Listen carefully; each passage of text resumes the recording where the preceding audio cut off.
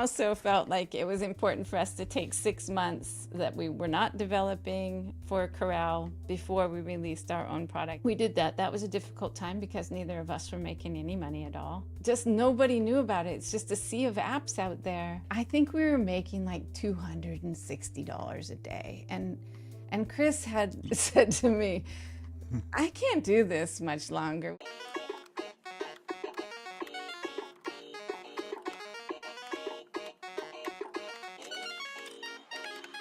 So we're here with Terri Morgan from LumaTouch.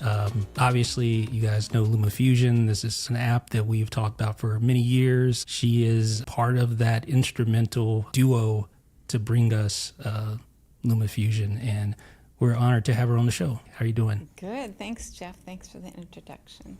Yeah, thanks for joining us, Terri. Yeah. But I'm personally excited because, as I was mentioning in the pre-call, I've been using LumaFusion since 2018. Maybe even 2017 on the original iPad Pro, that the huge tablet still with the home button. Mm-hmm. And honestly, LumaFusion has a big part in my creator journey and my YouTube journey. And I was telling Terri, I was kind of doing some simple math. I have over 800 videos edited on LumaFusion on an iPad. That's insane. If you date back to when I started, yeah, crazy. So Yeah, this is a beautiful time to kind of talk about it. For sure. I'm gonna have to go look and see if he's surpassed me. I'm a little bit envious there. Mm-hmm. Yeah. Which is an awesome thing to see. And I've just continued to learn with it. It keeps evolving alongside with me. There's little tricks and things that I've been learning along the way with LumaFusion to kind of expedite my workflow. And it's just a beautiful system. And it works so well with the iPad and the iPhone. And I kind of just want to learn a little bit, or we want to learn a little bit about how it came to be, what your background is, what made you think of LumaFusion to begin with. Yeah. So kind of take it away, Terri, and kind of give us the ins and outs of how it all started.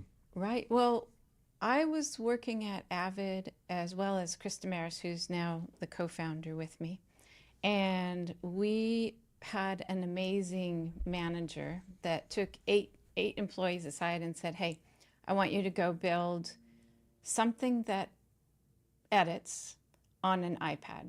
And that was his only instruction. He said, 6 months, come back in 6 months with the product. And we came back with Avid Studio for iPad.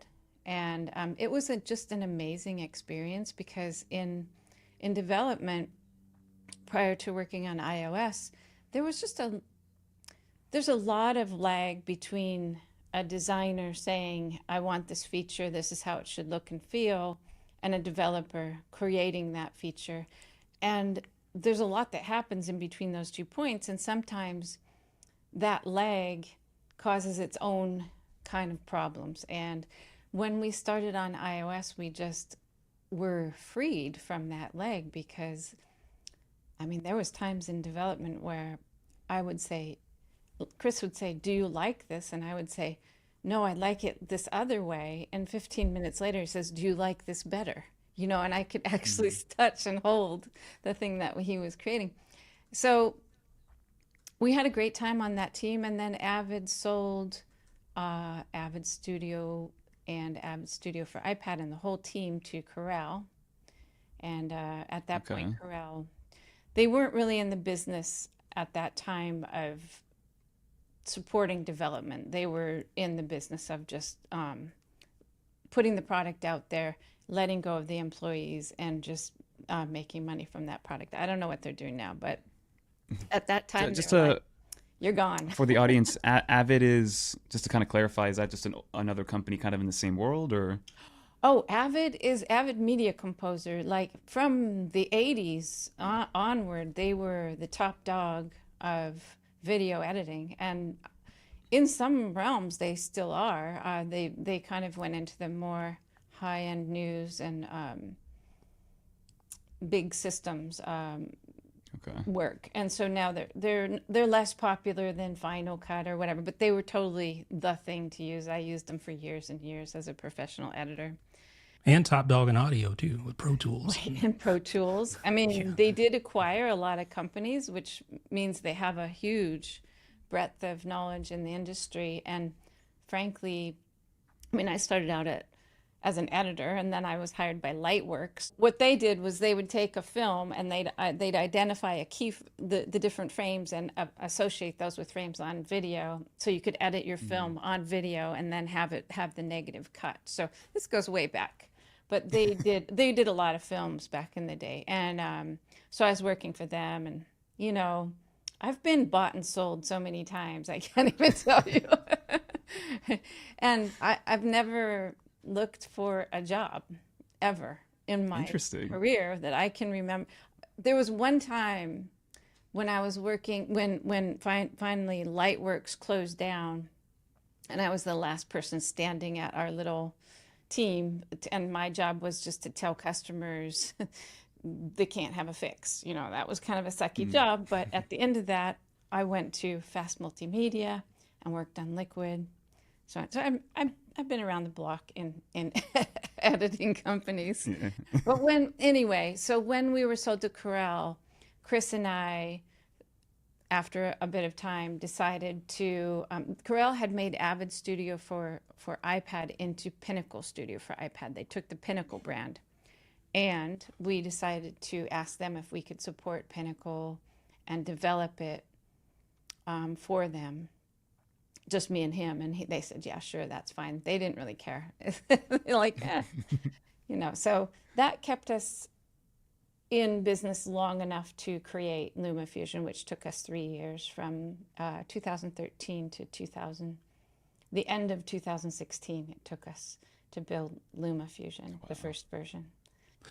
I have a question. Like, what did that manager at Avid see to be? Because that was a pretty forward-thinking sort of, like, go make the iPad was an like app for 2-3 the years old iPad. at that point. Yeah, I mean, his name was Tongi, and he was just an amazing manager. For one, he brought our team from a place of dysfunction to a real working team using Agile for development. So he put us through Agile training, and he was just a forward-thinking guy, and he still is to this day. You know, he's called the Sherpa now, and he does the marketing sort of video and newsletter.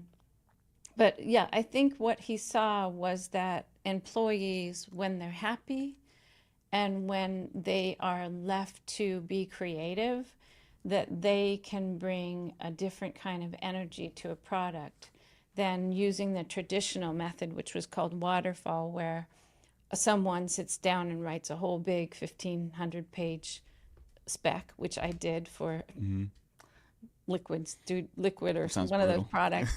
And then you hand it off to the developers and you say, you know, have fun with that. And then the developers are angry.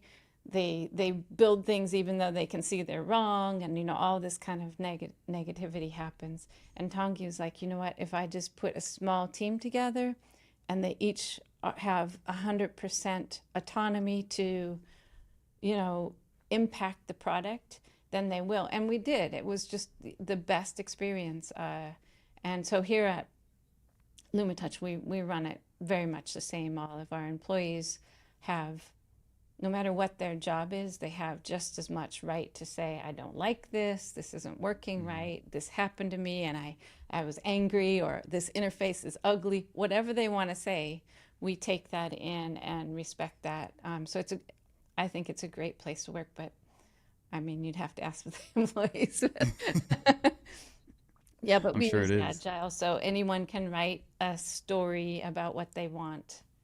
And then that story goes into a group meeting where we discuss it and so on. Eventually gets designed. What do you think it does for a company to be freed of that legacy baggage from like old school? You mentioned the waterfall method, not having that baggage weighing you down. What does that do for a company as a whole? Yeah. What would you say? I mean, I think what it does is people get excited in the team and they think of ways to make things better. So I don't have to tell my team, go make this better, do this better, do this, do that.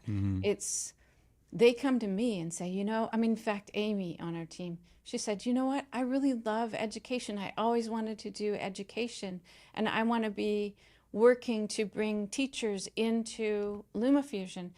And all I had to do was say, okay, figure out how to do that. And off she went to do that. And now she's going to all these conferences and really gaining momentum as our education person.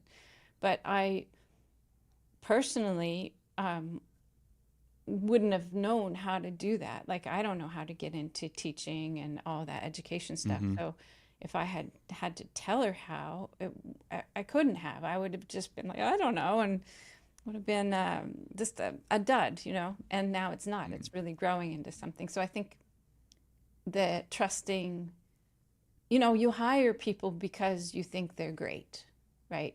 When you hire me, think this person knows what they're doing, they have experience, they love editing. That's one important thing to me, that they have to love editing. And or at least love video production in some way. So yeah, when you trust that that is there, then you can really relax and let them grow the company with you.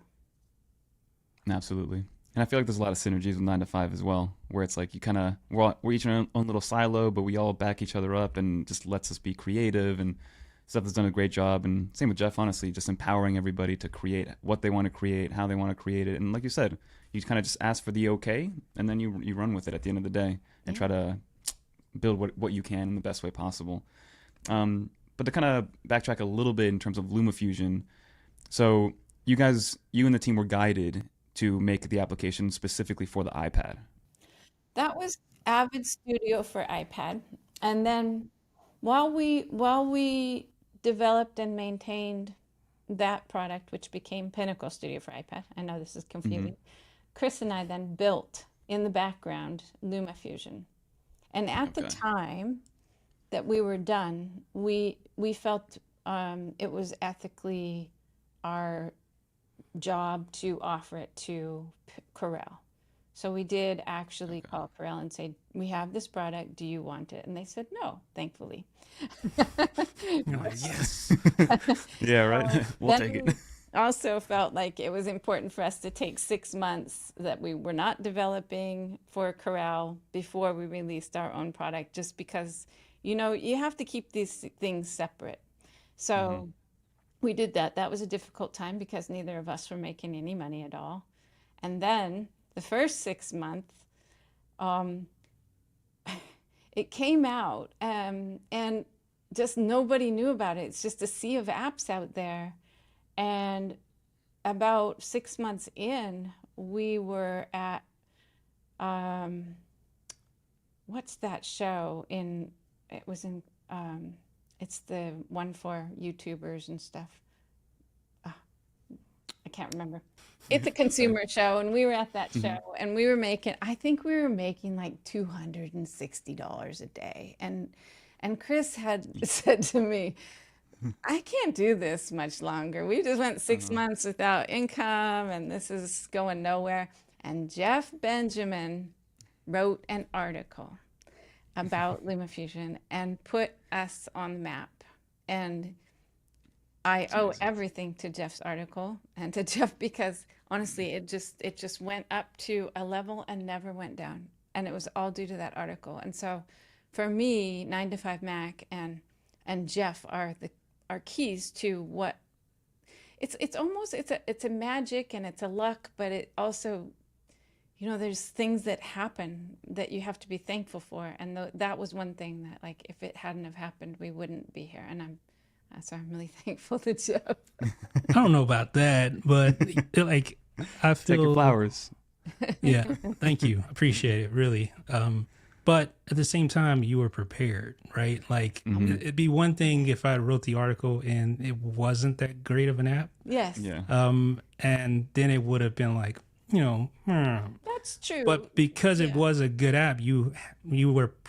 There's a saying like, "Stay ready so you don't have to get ready." Right. So you guys were ready, and it was just that point in time, that intersection that caused it. Yes, but it's just that if you hadn't have shown up, that we were looking at 1 or 2 more weeks before we were done. You know, it was just like, we're done. We tried our hardest. We worked for 4 years with no pay, and our families can't sustain it any longer. You know, so you came along, and I was like, oh, Thank God. This is so Well, happy. I might not even be here if it wasn't for that article, honestly. That's right. Yeah. That's amazing. Yeah, it was. Just to kind of paint the picture a little bit, at that time, I'm assuming you said late 2016, early 2017. What other competitors were out there for the iPad at that point? Nothing. I mean, iMovie. Nothing, right? But there Like was iMovie. nothing that you could professionally edit with. So we were the first professional editor for iPad and iPhone, and probably are still the only professional editor for iPhone. And now we're on Android and Chromebook and Silicon Mac. So we have expanded, but at the time there was just nothing. Now, of course, there's DaVinci and Apple has come out with their own version. I just remember like desperately looking for an editor for the iPad, and I found Pinnacle. So I was using Pinnacle Studio for a while, but LumaFusion was in a whole different league Yeah. when that came out. So it was just like mind blowing that we had this app that was so capable, this editor that was so capable on the iPad. I mean, Pinnacle Studio was Chris and I's work with our team there at Avid, and it was built on code that we ported. A lot of it was ported over from the desktop. So there was big chunks of code that were they weren't ideal for iOS, but they were working. And it put a lot of limitations into what we could do. Like we were just stuck in a framework that wasn't going to change without a lot of work. So when we built LumaFusion, Chris made sure that we use always the latest frameworks and foundations from Apple, so that when Apple gets an upgrade, we get an upgrade for practically free. I mean, we do have to make sure things work and maybe change something, maybe add a little feature here or there, but that is our and now we did take a long time to come out with speed ramping and enhanced keyframing, which is in version 5 as an in-app purchase. But part of the reason was because LumaFusion's code is now, over 10 years old, parts of it were. So we had to refactor that to keep up with, so that we can continue to add features for the future. So refactoring is basically rewriting big chunks of code.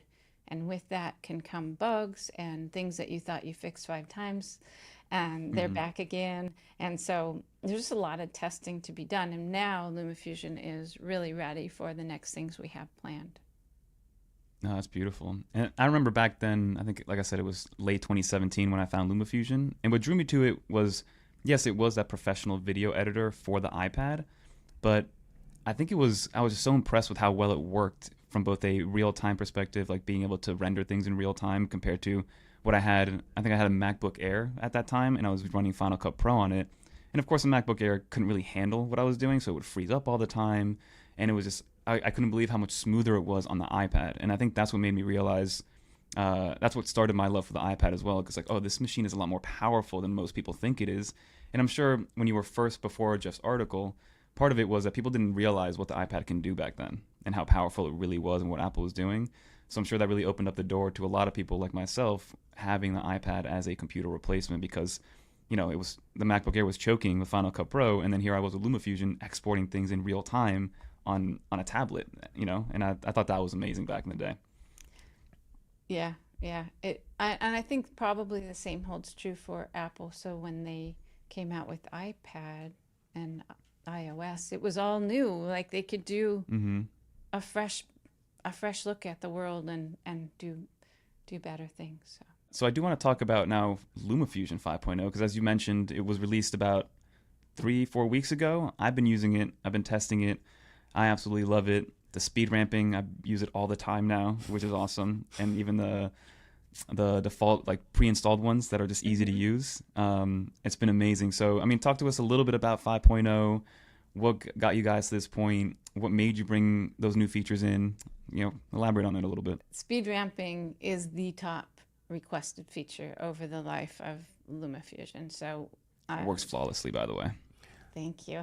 Yeah. We had to do it in that sense, because we do like to listen to our customers, and you know what they ask for. We try our hardest to give. But I didn't want to, you know, you could do speed ramping in a lot of different ways, but I wanted to have the advanced or enhanced keyframing done, so that, because enhanced keyframing gives us two things. It gives us the paths and the curves, which have nothing to do with speed ramping, but also it gives the easing. So that is how fast you're changing from one thing to another on any parameter, including speed. And there's a lot of different ways to do that too. You could just have a little menu that says ease in or slow in, fast out, you know, whatever. But we all felt like that when you develop for an iPad, little menus popping up to realize something is just not the style. It's not what we like to do.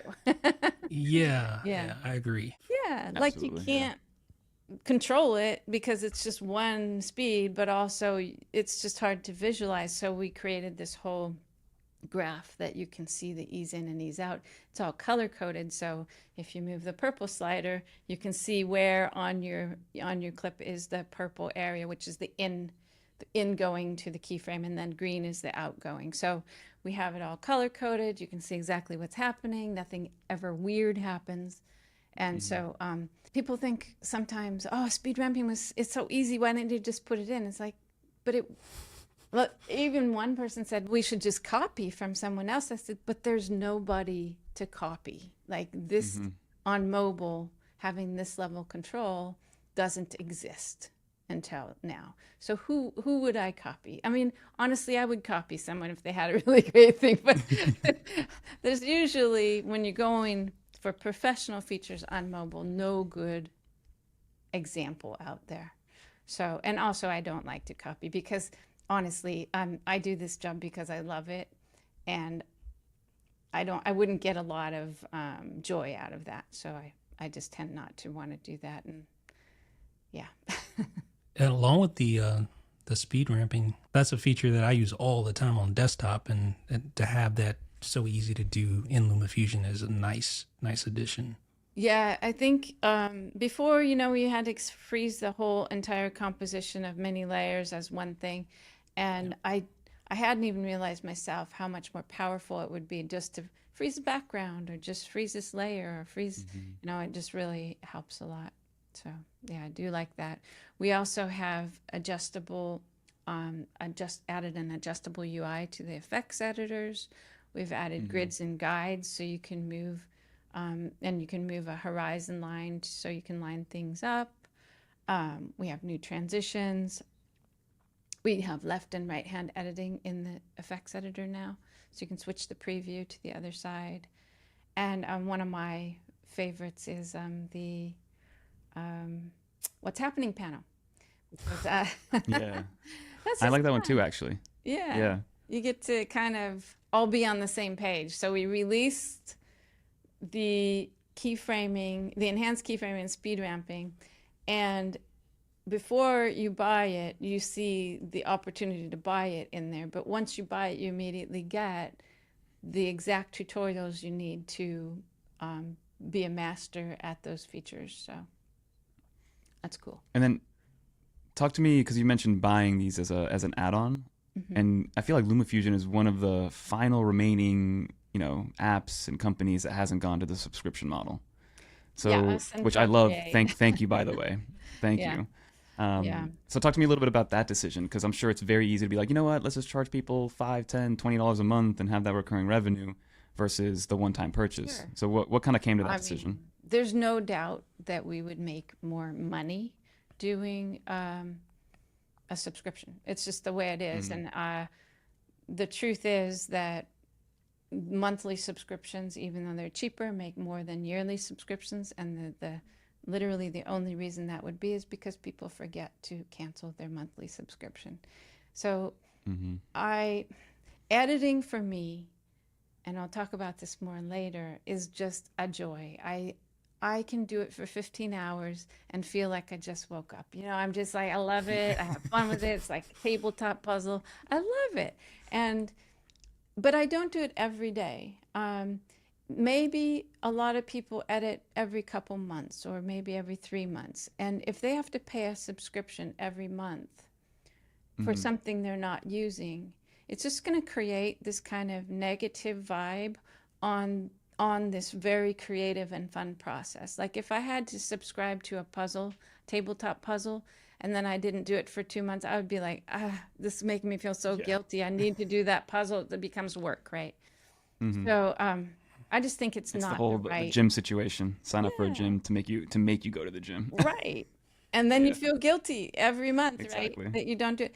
But I think that there are things that are great for subscriptions, things that are services where the company is constantly monitoring the world, making sure you're getting, you know, the best security or the best something, and things that add constant content in, like the subscription to Storyblocks. We pay Storyblocks a subscription to use their library, and we do pass that subscription on to our customers because otherwise we couldn't have it. But that's constantly new content that you get to. So those are great for subscriptions, but not editing. No, I'm against it. No, and I appreciate that because, like I said, I've been using it for 6 years, and yes, there have been a couple add-ons, but the main purchase was a one-time 6-year purchase, you know. And I've been using this, and again, LumaFusion, it's my career, so it's made me way more than what I've spent. It's probably the greatest return on investment I've ever had. Thank you. Which is That's nice. wonderful to hear. I mean, I think that not everybody will need speed ramping. Not everybody needs multicam for sure.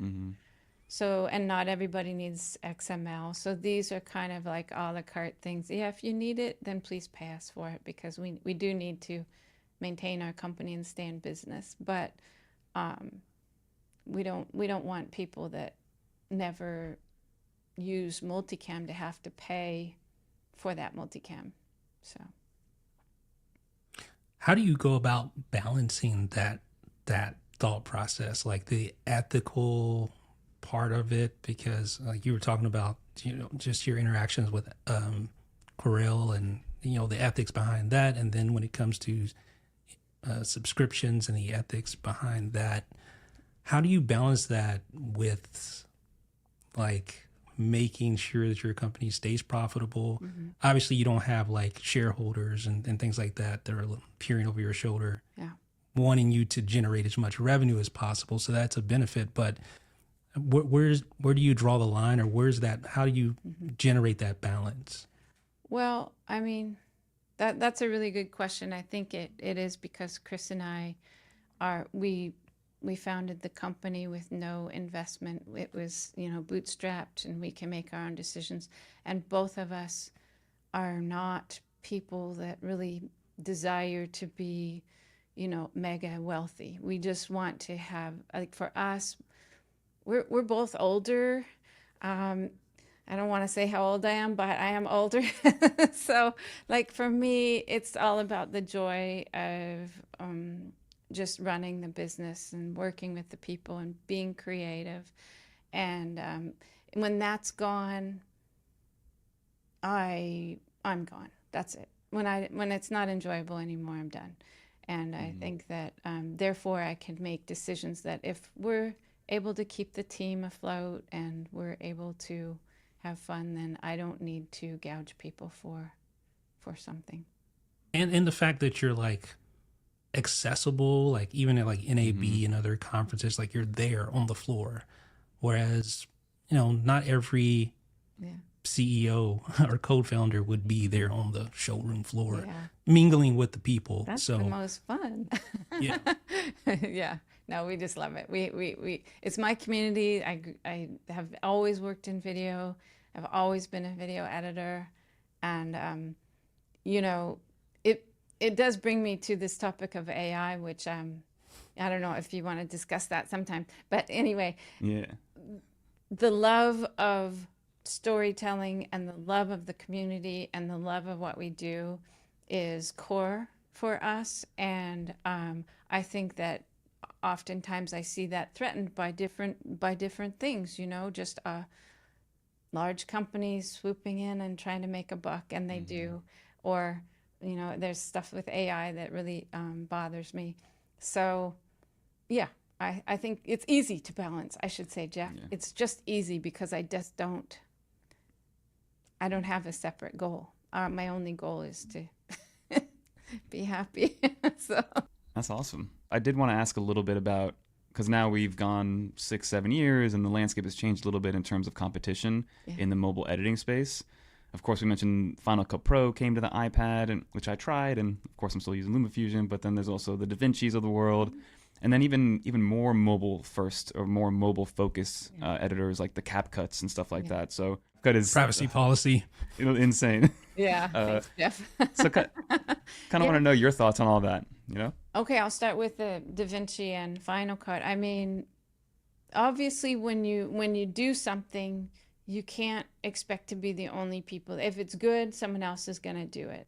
And I suppose in the perfect democratic world, it would be like, oh, now we have competition and we're going to do even better. But we are doing our best. That is it. We're doing our best.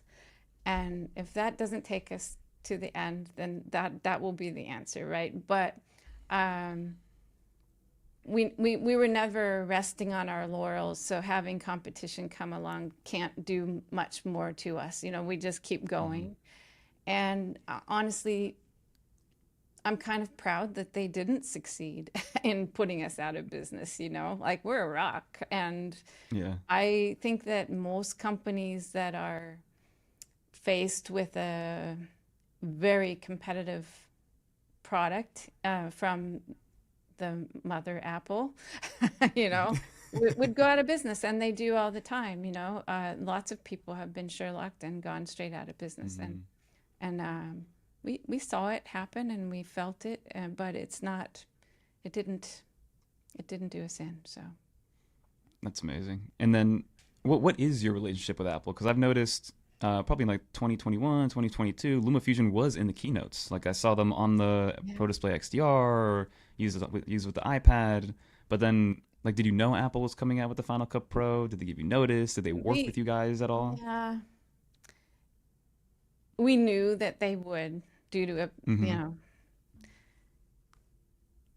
they didn't actually tell us they were, but they kind of warned us at one point. But that was almost 5 years before it happened. So we kind of like, okay, well, have fun with that, because we're, what are we supposed to do about it? Nothing. So we kind of knew it was on the horizon someday. But we also knew that there's nothing that can replace a team that is so passionate about what we're doing that every single person on the team edits and thinks about whether it was a joyful experience. And it's just really hard to reproduce that kind of passion in a large company. And I've been in many, so I know that is true. So we were also kind of confident that we would be fine. Yeah, and even if the ones in that company are like, I'm sure there's plenty of passionate people in Apple, but they don't have the ability to pivot and move as quickly as a company like LumaFusion, which has much more flexibility to be able to like put out releases like 5.0, where you have a whole bunch of big changes in one release, whereas it's more of a trickle when you're a bigger company. Yeah, I mean, when I was at Avid, I'd have my feature list and I'd present it to the uppers, and they would say, well, here's your deadline. If you don't have it by that, you're taking out these 5 things, and I would just, it's heartbreaking because sometimes the features are so entwined that you're like, well, I don't want that without this thing. But, the deadlines, it was just crazy. And always pitching for up to the uppers about what you're going to do. And almost, it's not like you're lying, but it's such a pitch because you are passionate as an individual, but you have to convince 8 people who are not passionate about it to put the money there, and that ruins the process. And then that energy that you expend on that, like that could have been put into the creative process. Oh, I It's was just- way more stressed at Avid than I am, having a whole company to deal with. Now I'm not stressed over the company at all. So You can hear it in your voice, which is nice. yeah. Things are just working. So CapCut. So Jeff, you mentioned the privacy policy, but I think this is a really good segue to AI because so I started my AI kind of deep dive at the end of 2023, and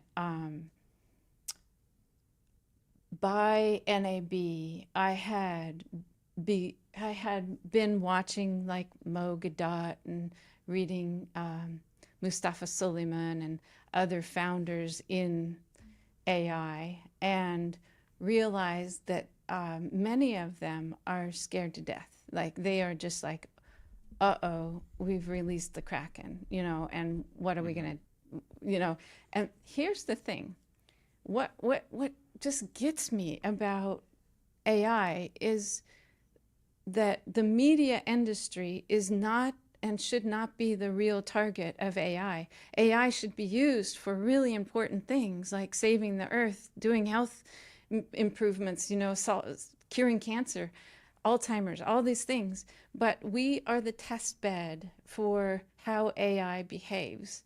And even the founders of, the CEO at OpenAI and the founder of DeepMind, all these people will tell you they don't know how it behaves because they don't know exactly why it works. They know that if you throw loads of data with a neural network together with a lot of computing power, those things add up to some amazing things. And so a safe place for them to unleash it is in the media world. And they didn't think about the impact it could have to be able to put anybody's face on any moving body, or anybody's voice on anybody's head, or to make a video do anything in any place you want. What are the safety precautions here? So ironically, unleashing that into our industry, and at the same time not having any safety protocols, and at the same time having stolen or scraped all of the media that we've ever created and still continue to create, to do that is just a mind-blowing irritation for me. I'm just like, I cannot. What other product in the world can come out and have no safety precautions and no care whatsoever and steal from from a whole industry and just say, oh, well, it was just research, and so we're not productizing it. It was just research and we did it, and so now we put it out into the world for other companies to productize and monetize. But wait, you put our stuff out for other companies to productize and monetize? What is going on here? Like, why are we not, as an industry, saying, stop, this is not okay? And because this has all happened, I know at first I was thinking of AI like it's a feature. Oh, great, we're going to get this feature. We're going to get background removal. We're going to get new, voiceovers. We're going to get these features. But this is not a feature. This is a complete displacement of voiceover artists, musicians, editors, cameramen, people that make stock images. Everything that you think is part of our industry is replaceable with this technology. And it's not even like Photoshop comes out and all the photographers are like, oh no, I'm going to lose my job. No, they just learned how to manipulate Photoshop, and they had a new tool and they had new features. AI is different. It's not a new tool. It is someone to do our jobs. Like there's a thing there's a rule of logic that says if proposition is proposition, if P is P, then it is what it is what it means. And if we ask AI to do all of our creative tasks for our whole industry, then guess what? AI will do all of our creative tasks for our whole industry, and we don't have jobs. Like, everything starts with the story. It literally does. If you have a product idea, guess what you do? First thing you say, hey, I have an idea. Here's how it's going to work. And you tell a story about that product that you want to build. And that's what's at risk here. This is really, really an issue we should all be thinking about. And what is our response to that issue? My response as a business owner who makes a product that people use to be creative is to say, I will not allow my product to have anything in it that replaces creativity, that was built on stolen data, or that will share someone's data with someone else. That's my stance. That's my stance. We definitely appreciate that perspective, because when you do describe it that way, it's easy to see, like, it's easy to get blinded by the features, right? Because it does kind of help your flow. It makes you a little bit more efficient. Some of the stuff works well. It helps with bouncing off ideas for ideation. But if you do zoom out, like you said, take a more macro approach to it, it could be a little doomsday for sure. When you're being creative, you have a responsibility, or at least a choice, to use your own experiences, your own mind, your own thinking, to come up with something that is uniquely yours. So creativity is when you can take from multiple things in your life that you've seen, read, or heard, and combine them in different ways that are unusual, or that haven't been combined that way before. Of course they haven't, because they're yours, right? So that's how we get these heartfelt, true stories from people and true ways of looking at things. You have a choice not to use AI to do those creative tasks, that creative storytelling, that, you know, I'm all for AI that, you know, does something that's really, I'm incapable of. I've always been bad at, say, cleaning up audio voice. Like, I know where the frequency is, but you know, so for instance, in LumaFusion, we have the voice isolation. That is fine. I mean, there's probably a few people that are like, that's my passion, I love doing that, but I don't think it's going to have an impact on society if we use voice isolation. So that's machine learning. It's on device. It's not trained with any AI that was scraped from the internet. So, like, I think that kind of AI is great, and it's appropriate for our industry. The kind of AI that is being unleashed is more appropriate for bigger problems that no one knows how to solve. We know how to be creative, right? We just need to do it, and that's it. Knowing that there are tools out there where you can just say, hey, I want a song that sounds like this at this beat per minute with these types of instruments in it, it kind of dampens your, I guess, drive. Because, like, why am I even, how are they going to determine if my creation is original versus something that someone made in five? Like, it diminishes the value, I guess, of what the time and effort that I went into actually making the music, playing the guitar, playing the drums. Right. Like, if someone can just do that with a command, there's less motivation on my end to want to perfect my craft, so to speak, and get better at it, because it's kind of devalued. It's like, why am I going to put so much effort into learning how to make this song when I can just throw it in here from some AI music webpage? It's like all the time that I spend on that. And that goes back to another thing. It's like, there's creators out there, but there are people that aren't really creators. They just make stuff, and their motivation is something else. Like, they're just making stuff because it's a means to an end. It's They not get because liked they're or whatever. Yeah. yeah. So I don't know. There's just it's so nuanced. There's so many different, like, little areas that you can go into with But that. you're already feeling it, Jeff. Like, you're feeling the impact of something that really just came onto the scene this year in a real way that we could use. And And I think that ultimately I could see a thing that I like to call a human-only platform, you know, like and I call it a hop, right? I can see this hop where it's only, you know, only verified human only made stuff, and that creators could have a life in there and do really cool things. But I don't see how to get from where we are today, where there's a mass of people making quick and dirty, but very slick looking AI stuff and outputting it really fast, to a place where there's a platform for people who are really creating.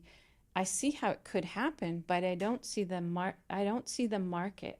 I don't see how we monetize that kind of creation. And that's what scares me. Like, would I tell my child to grow up and be a graphic artist, a voiceover artist, a video editor, a cameraman?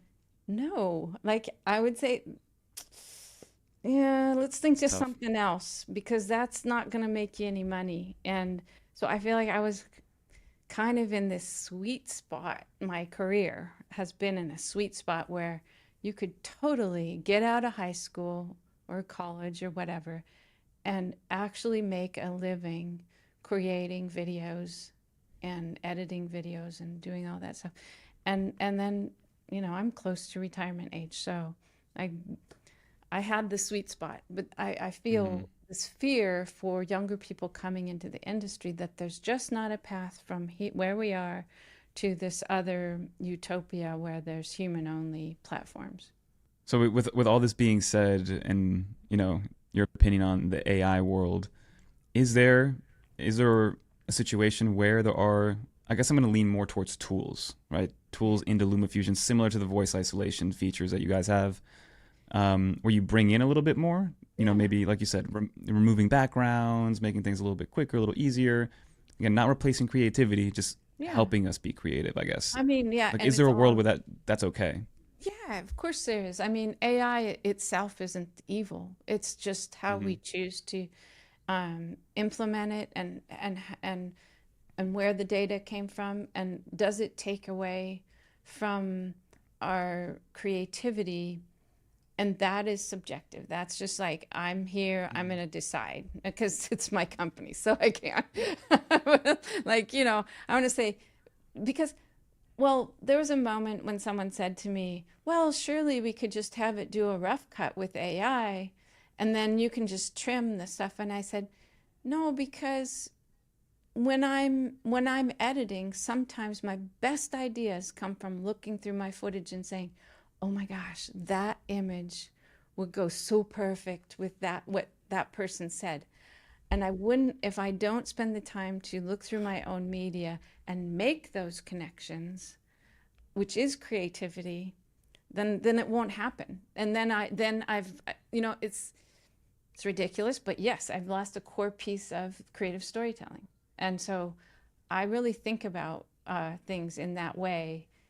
Is this going to diminish, as Jeff said, the joy or the motivation for doing my project? Or does it help me along? It's just like, okay, I really, really want this thing to happen, and I know I could just press a button and I can move on with my story, like a background removal. Yeah, let's do it. And I guess my final question, you know, since we are in the Apple world, what is your take on how Apple is implementing Apple Intelligence?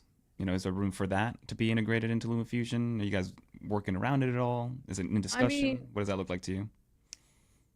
well, Chris looks very carefully at what, you know, how the sausage is made. So my role is more of the video editor, sort of product manager, kind of designer role.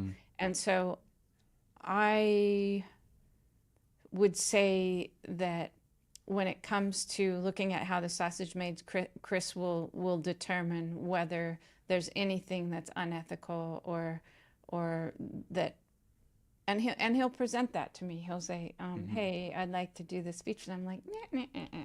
Like, I'll say, "That's going to impede on what I think is the joy of editing," and then we'll have a discussion about it. But we haven't had that discussion yet. So, Well, LumaFusion is doing amazing. 5.0 is amazing. I've been playing around with it. thank Is there any thing in the future that we can expect from LumaFusion? Not necessarily AI related, but like a big, I won't say low hanging fruit, but something that, I guess, what are your customers wanting next? Because obviously we talked about the speed ramping, but what is the next big thing, if you can talk about it? I don't even know Well, if I you can. mean, there are a number of, as the minute we put out speed ramping, maybe one of the first comments on YouTube was, "Well, what about masking?"